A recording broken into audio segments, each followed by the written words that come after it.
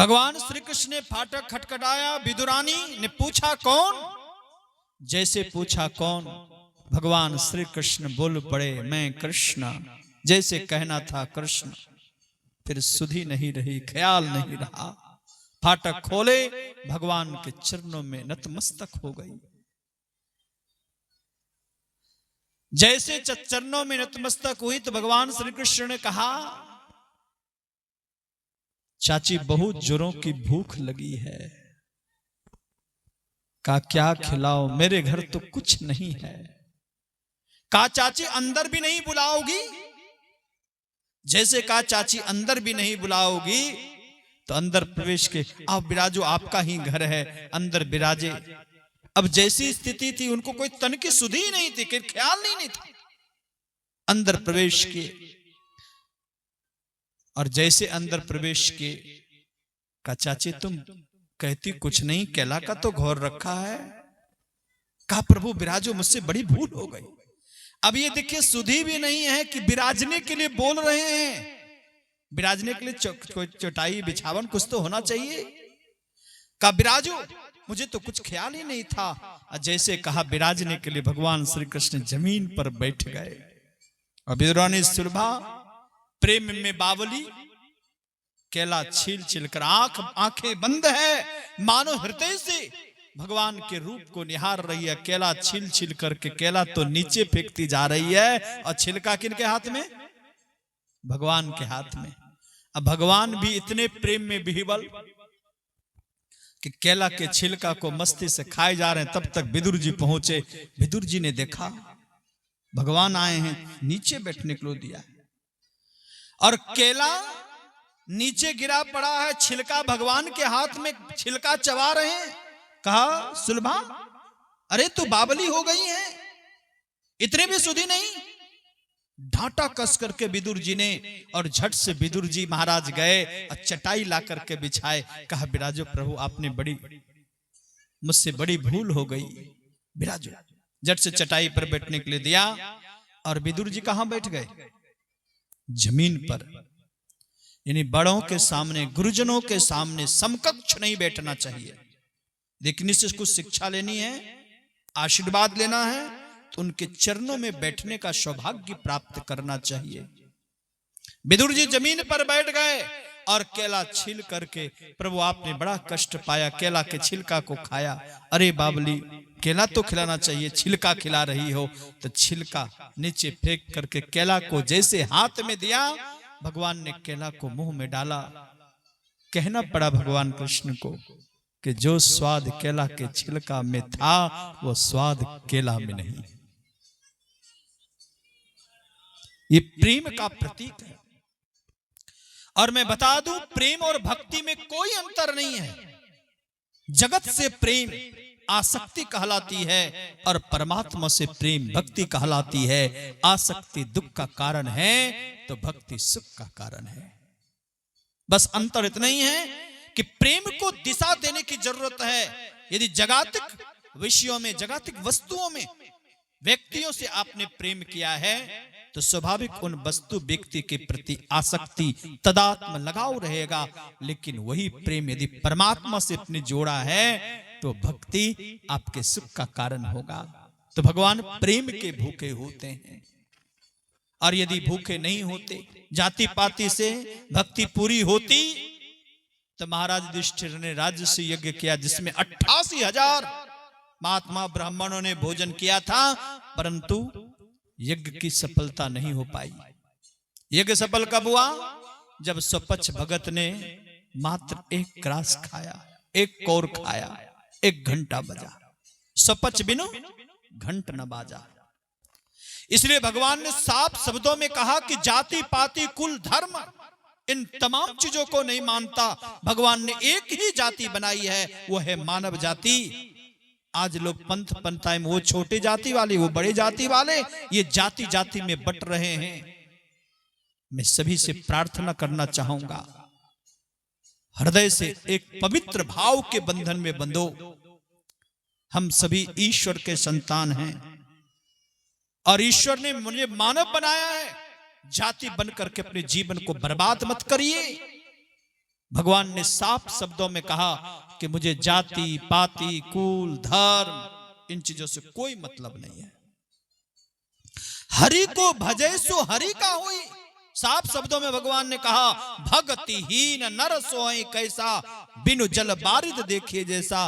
भक्ति से हीन मनुष्य किस तरह जानती हूँ सबरी, जैसे बादल लगा दे और बारिश नहीं हो तो हम लोग क्या कहते हैं, ये देखने वाला मेघ है, पढ़ने वाला मेघ नहीं है। उसी तरह परमात्मा के सृष्टि में सबसे सुंदर जीवन प्राप्त करके यदि हम लोग गुरु से युक्ति जानकर भजन नहीं किए तो भगवान के दृष्टि में सबसे निकृष्ट प्राणी है, सबसे गए गुजरे प्राणी है।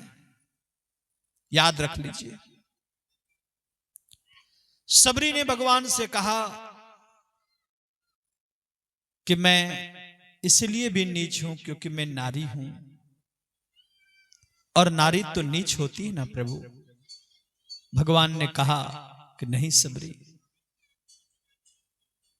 जिस घर में नारियों का सम्मान नहीं होता उस घर में लक्ष्मी कभी निवास नहीं कर सकती। आज बहुत परिवार में आप लोग देखे होंगे कि लोग बूढ़े माता पिता का तिरस्कार कर देते हैं, सम्मान नहीं करते। कमाते तो बहुत हैं, संपत्ति भी आती है, परंतु शिकायत करते हैं, क्या कहें बाबा बहुत कमाते लेकिन संपत्ति टिकती नहीं है। कैसे टिकेगी? जिस घर में सत्य का स्थान होता है, सत्य पर आचरण करते हैं, और जिस घर में अपने से बड़ों बुजुर्गों नारियों का सम्मान होता है, उस घर में थोड़ी भी संपत्ति आएगी तब भी उसमें लक्ष्मी निवास करेगी। जिस घर में माता पिता गुरुजनों का सम्मान नहीं होता उस घर में चाहे जितनी भी संपत्ति अर्जित कर लो वो संपत्ति आएगी परंतु टिकेगी नहीं, किसी ना किसी बहाने वो संपत्ति चली जाएगी। याद रख लीजिए। भगवान ने कहा कि नारियां नीच नहीं होती। बड़ा अच्छा कहा किसी ने, नारी निंदा मत करो, नारी नर की खान, और नारी से ही होत है ध्रुव प्रहलाद समान। आज यदि भगवान के भक्त पुत्रों ने जन्म लिया तो कोई छप्पर फाड़ करके नहीं आए, कोई छत तोड़ करके नहीं आए, किसी पवित्र माता के उदर से उनका जन्म हुआ है। इसलिए नारी कभी निंदनीय नहीं थी, नहीं है और ना रहेगी। याद रखिए, नारी निंदनीय वो है जो नारी धर्म का परित्याग कर देती है। शायद आप लोग कभी सुने होंगे कि टीवी चैनल में बहुत डिबेट हुआ था, और कौन सी बात लेकर, रामायण की कुछ चौपाई पर। ढोल गमार शूद्र पशु नारी ये सब हैं ताड़ना के अधिकारी। ये ना जी, ढोल गमार शूद्र पशु नारी ये सब हैं ताड़ना के अधिकारी। एक राजपूतिन माता जी ने मेरे से पूछा कि संत लोग पक्षपाती क्यों होते हैं? तो मैंने कहा कि माताजी तालमेल नहीं है शब्दों में। जो संत हैं वो पक्षपाती नहीं, जो पक्षपाती हैं वो संत नहीं। तो उन्होंने कहा गोस्वामी जी को संत नहीं मानते क्या? मैंने कहा मानता हूं ना। कहा उन्होंने पक्षपात किया नारियों के साथ। मैंने कहा कब कैसे? तो उन्होंने कहा रामायण में लिखा है कि ढोल गमार शूद्र पशु और नारी ये पांचों को पीटना चाहिए, ये ताड़ना के अधिकारी हैं, दंड के अधिकारी हैं। मैंने कहा कि माताजी ये समझने में आपको भूल है। ये शब्द 5 नहीं है, मात्र 3 शब्द है। पहला शब्द है ढोल। ईमानदारी से बोलिए, बिना पीटे ढोल बजेगा? तो हथौड़ा से पीटेंगे तो बजेगा ना, एक ही बार में बज जाएगा। तो जिसको तरीका आता है पीटने के लिए वही पीट कर बजा सकता है। तो गोस्वामी जी ने कहा पहला है सब ढोल, बिना पीटे नहीं बजेगा, लेकिन जिनको तरीका आता पीटने के लिए वही बजा सकता है। और दूसरा शब्द है गमार शूद्र। शूद्र का मतलब यह जाति से नहीं, कोई भी जाति में जन्म ले खराब कर्म करे वो शूद्र है, चाहे ब्राह्मण ही क्यों नहीं हो। शास्त्रों में तो यहां तक आया है धूमपानम रतम विप्रम दानम कुर्वन्ति यो नरः दातारो नरकम यान्ति ब्राह्मणो ग्राम सुकरः। जाति में ब्राह्मण ही क्यों नहीं हो यदि बीड़ी खैनी दारू ताड़ी गांजा भांग अफीम चरस ये निम्न कोटि का पाप है। ऐसा पाप करने वाला ब्राह्मणहीन क्यों नहीं हो। यदि मांस मछली खाता तो घोर पाप है। ब्राह्मण ही क्यों नहीं हो। ऐसे ब्राह्मण को जो व्यक्ति दान देता है तो दान देने वाला नरक जाता। दातारो नरकम यान्ति। दान लेने वाला ब्राह्मणो ग्राम शुकरः। ब्राह्मण गांव का सुअर बनेगा, ऐसा पद्म पुराण में लिखा है। विचार करिए। तो कोई जाति से छोटा नहीं होता।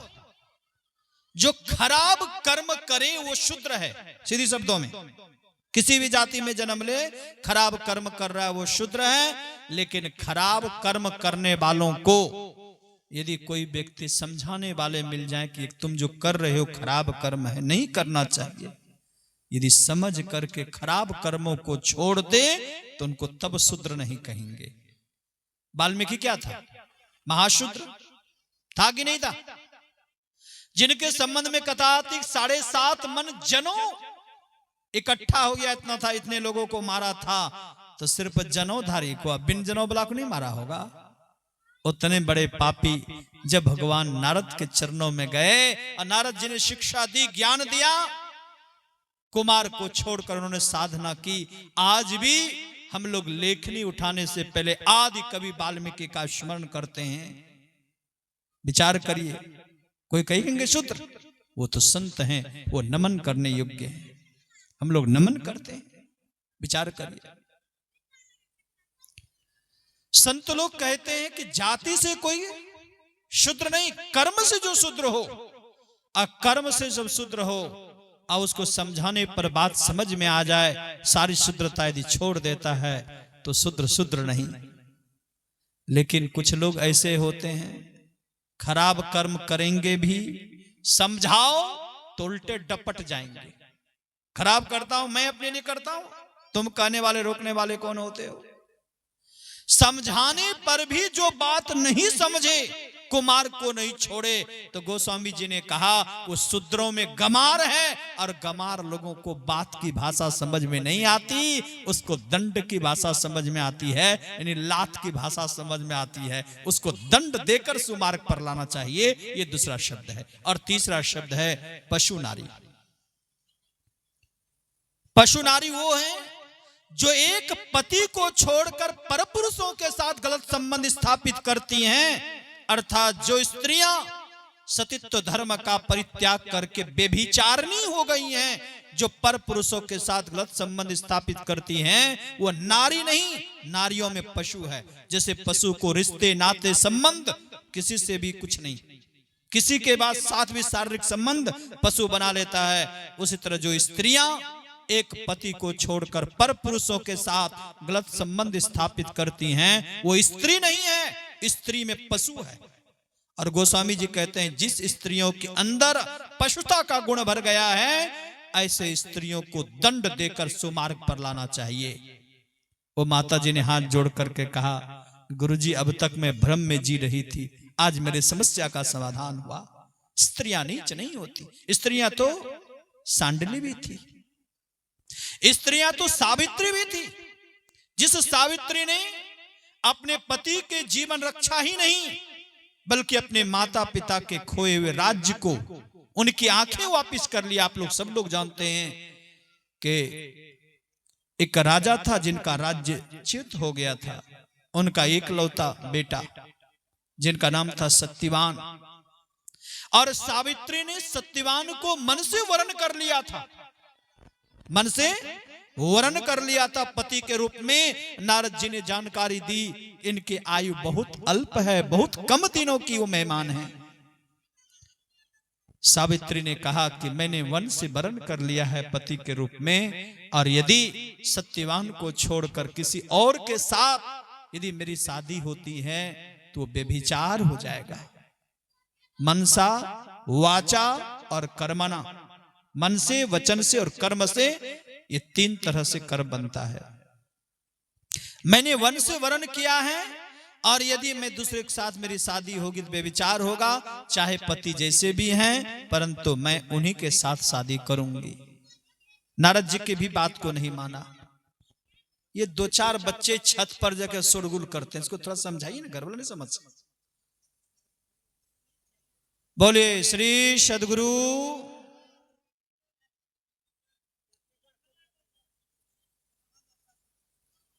सारे बच्चे वहां पर बैठ करके इतना शोरगुल करते कि उसकी आवाज यहां तक आती है। छोड़ दीजिए, अब नहीं करेगा, छोड़ दीजिए, शोरगुल मत करना अब। बोलिए गुरुदेव भगवान की।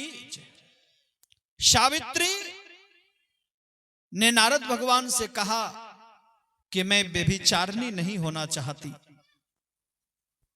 समय पर शादी हो गई। सावित्री कोई साधारण स्त्री नहीं थी, सतचरित पर जीवन जीने वाली थी। साधना गुरु के चरण में गई हुई थी, साधना में पगी हुई थी, निरंतर साधना करती थी। और जो साधना करके त्रिकोटि महल से आगे की ओर यात्रा करते हैं, कल क्या बीतने वाला है, सहस्त्र दल कमल से जैसे आगे साधक बढ़ता है या साधिकाएं बढ़ती हैं, तो कल क्या बीतने वाला है उस बात को जान सकते हैं। जिस दिन सत्यवान की मृत्यु होनी थी, उस दिन सत्यवान से कहा, आज दिन तक कभी भी आपके साथ कहीं नहीं गई। माता पिता की सेवा में मैं रत रहती हूं, लेकिन हे नाथ, आज मेरी इच्छा है आपके साथ में जंगल भ्रमण करने के लिए जाऊं। सत्यवान ने कहा कि मां और पिताजी से आज्ञा ले लीजिए। माता पिता की आंखें नहीं थी। माता पिता ने कहा कि बेटी, आज दिन तक तुमने कभी कोई इच्छा प्रकट नहीं की, आज यदि तुमको जाने की इच्छा है तो जाओ। सत्यवान से कहा कि बेटा, सुरक्षित रूप से लेकर जाना, लेकर के आना। सत्यवान वृक्ष पर चढ़ा था लकड़ी तोड़ने के लिए, और सावित्री नीचे बैठी थी।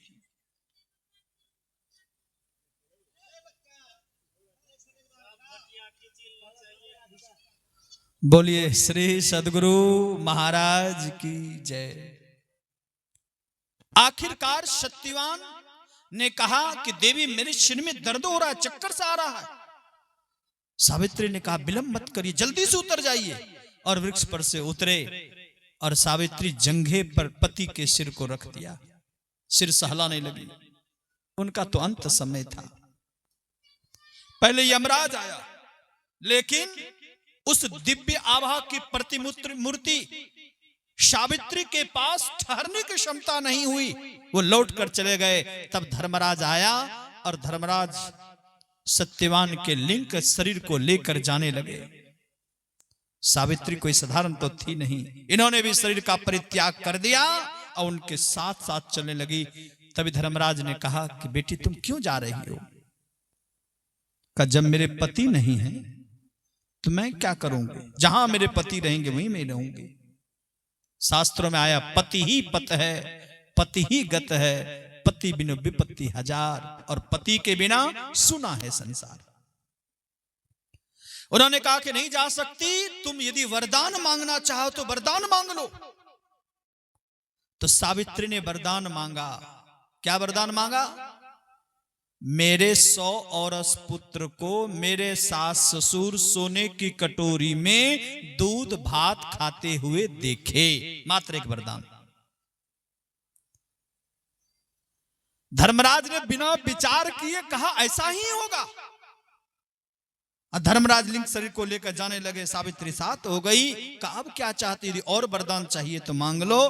तब सावित्री ने कहा, अब वरदान नहीं चाहिए, बस इतना ही आप कह दीजिए कि आपने वरदान जो दिया है वो सत्य हो जाए। का क्यों?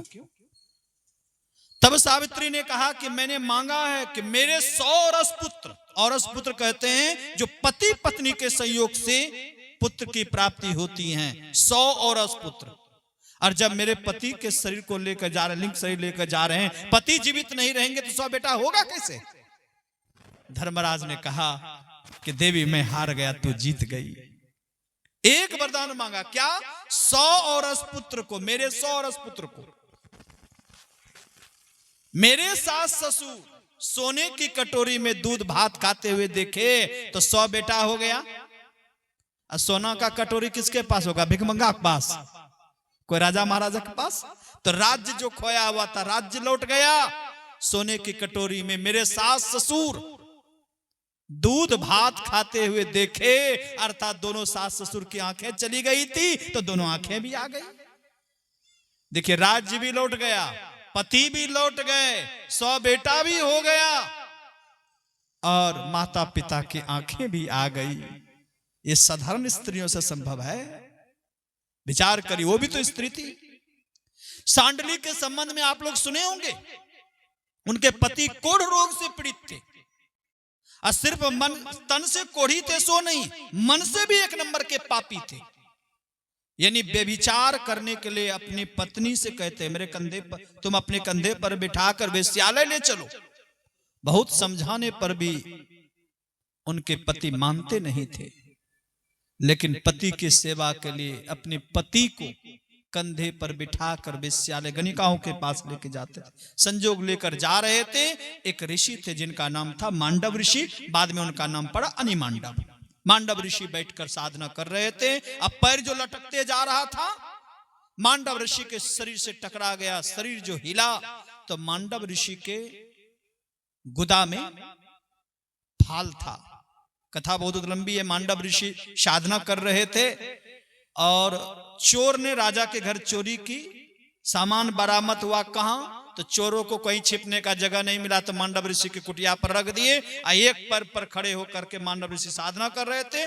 चोरों के सामान और चोर को पकड़ने के बाद सिपाहियों ने सोचा कि ये चोरों के सरदार हैं, ये ऋषि, ये ढोंग करते हैं। तो सबको पकड़ चोरों के साथ साथ मांडव ऋषि को भी लेके चले गए और सभी को एक ही सजा दी, सूली की सजा। तो जितने चोर लोग थे सूली पर चाहते मर गया, लेकिन मांडव ऋषि के गुदा में थोड़ा सा सूली प्रवेश किया और उसी सूली पर बैठकर भगवत चिंतन करते रहे। राजा को जानकारी मिली, बड़ा दुख हुआ। फाल खींचने का बहुत प्रयास किया, नहीं खींच सका, काट दिया फाल को। और वही जो कष्ट होता है, फाल शरीर में है, हिले डोलेगा तो कष्ट होगा। वही कष्ट में हिला जो शरीर कष्ट हुआ, उसी समय मांडव ऋषि के मुख से श्राप निकल गया कि जिसके द्वारा मुझे कष्ट मिला है, मैं उन्हें शाप देता हूं कि सूर्योदय होते ही उनके जीवन लीला समाप्त हो जाएगा। जैसे ही शाप दिया मांडव ऋषि ने, तो सांडली ने अपने पति को नीचे उतार दिया और बैठ गई साधना में। साधना के बल पर सूर्य की गति को रोक दिया, ना सूर्योदय होगा ना जीवन लीला समाप्त होगा। अब सभी देवी देवता लोग गए अनसुईया जी के पास, अनसुईया जी से प्रार्थना किए। तो अनसुईया जी ने सांडली से कहा कि सूर्य को गति दे दो, ऋषि का वाक्य सत्य हो जाएगा और सूर्य की गति देने पर तुम्हारे पति की मृत्यु हो जाएगी। उन्होंने कहा संसार उजरे तो उजरे, परंतु मेरा संसार को कौन बचाएगा? तब अनसुईया जी ने कहा कि मैं तुम्हारे संसार को बचाने का संकल्प मैं लेती हूं। तुम सूर्य को गति दो, ऋषि का सम्मान हो जाएगा, तुम्हारे पति की मृत्यु होगी और उसे जीवित मैं करूंगी। अनसुईया जी ने साधना की शक्ति से उनके पति को सिर्फ जीवित नहीं किया, बल्कि कोढ़ रोग से भी मुक्त किया। विचार करिए, वो भी तो स्त्रियां थी। भगवान ने कहा स्त्रियां नीच नहीं होती। बहुत तरह से समझाया और समझाते समझाते भगवान ने कहा कि हे सबरी, मैं तुम्हें नवधा भक्ति का उपदेश करता हूं, तुम सावधानी पूर्वक सुनो और मन में धारण करो। सावधान सुनो धरु मन माई। सावधानी पूर्वक सुनो, और क्या कहा? धरु मन माही। आज सुनते तो हैं, बड़ी अच्छा कथा कह रहे थे, यहां से गए वो सास बहू की कहानी शुरू हो गई। तो ऐसा सत्संग सुनने से कुछ भी लाभ नहीं होगा। सुन लो, भगवान ने कहा सावधान सुनो धरु मन माही, उसे जीवन में धारण करो। सुनी बातों को विचार करो, विचार किए हुए को जीवन में उतारो, और जीवन में उतारोगे तो 4 फलों की प्राप्ति होगी, अर्थ धर्म काम और मोक्ष। ये चारों फलों की प्राप्ति होगी। इसलिए भगवान ने कहा सावधान सुनो धरु मन माही। सावधानी पूर्वक सुनो और मन में धारण करो। कहेंगे महाराज कोई उदाहरण है आपके साथ? है। भगवान बुद्ध का एक जगह सत्संग चल रहा था।